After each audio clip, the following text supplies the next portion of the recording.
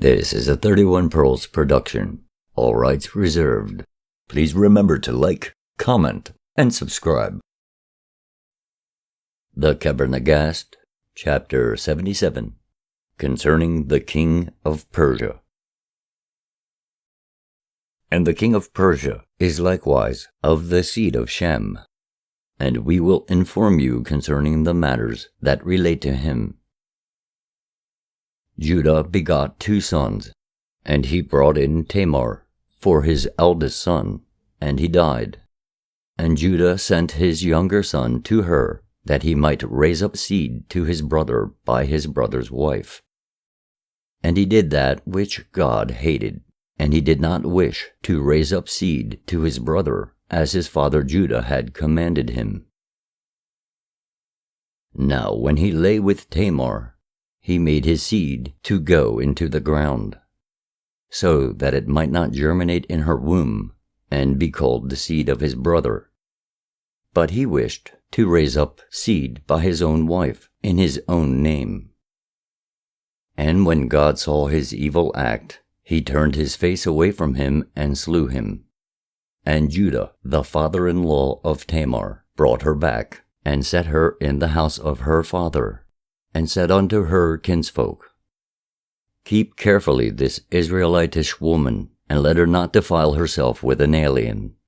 For I have a little son, and if God will let him grow up, I will give him to her.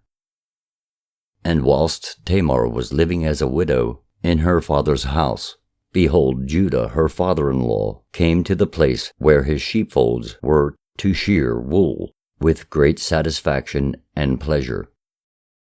And when Tamar heard that her father-in-law had come, she cast away from her the apparel of widowhood, and she put herself in splendid apparel. And she veiled herself after the manner of a harlot, and she followed him and sat down. And he sent a message to her, saying, I wish to company with thee. And she said unto him, What wilt thou give me for my hire? And he said unto her, I will send to thee in the morning early a sucking lamb. And she said unto him, Give me a pledge until thou givest me the lamb. And he gave her his staff, and ring, and the close-fitting cap that was under his headdress. And he companied with her, and she took the things, and departed unto her house. And he sent the lamb unto her early in the morning. And his servants inquired and said, Where is the house of the harlot? And they said unto him, There is no harlot in our town. And they returned into their city, and told him that there was no harlot in their town. And Judah said, Leave ye it, the will of God be done. Then Tamar conceived, and they told her father-in-law that she had conceived. And he went and took the elders of Israel to the father of Tamar, and he said unto him, Bring to me thy daughter, who hath conceived, that we may stone her with stones, even as Moses commanded, for she hath brought forth reproach upon the house of Israel. And the father and kinsfolk of Tamar told her that her father-in-law spake thus.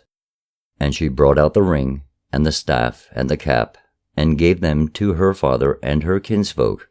And she said unto them, The owner of these things hath seduced me. Let them stone me with him with stones. And when Judah saw his possessions, he recognized them, and he said, Tamar is more righteous than I. And he left her and came to his house. And Tamar brought forth twins, 2 nations, Perez and Lira. And Persia was founded in the name of Perez. And he ruled over it and his seed after him, and they were called Persians. Behold, now it is proved that the king of Persia is of the seed of Shem.